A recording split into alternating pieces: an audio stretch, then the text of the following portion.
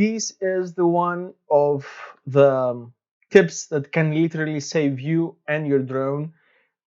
It's going to save you money and it's going to save your drone. So number 4 is you want to have a strong GPS signal. Before you take off and fly, your drone is going to know where it's on the earth. So it uses GPS coordinates from satellites, pinging around and in the sky to know what exactly it is. You want to make sure that you have a strong connection between the drone and the satellites before you take off and just go fly. So lately there is that option. You can just use your cell phone, but I would highly not recommend it under any circumstances. Okay, now you also want to make sure that you have your home point set. The DJI drone, specifically the one that I use, I have a Mavic.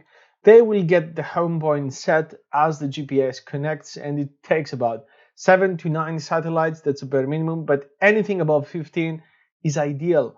However, certain drones will allow you to, move that home point. So you want to make sure that you know exactly what it is, where you set it, because if there is an issue and the drone disconnects from the controller, it's gonna automatically return to the specified place.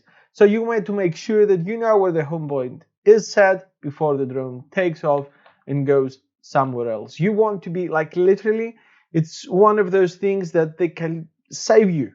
If you, let's say a sudden wind, emerges and you do not have a strong GPS signal, you do not know where your drone is, you cannot see it, your RC disconnects, the drone will want to get back to it, and if you don't have one, well, it's going to be a bad case scenario. So that is it for this one. Nice and easy to digest. If you want to know more or ask any questions, you know what to do. Subscribe, leave a like because it's very important, and comment what you'd like to know next. That was team number 4.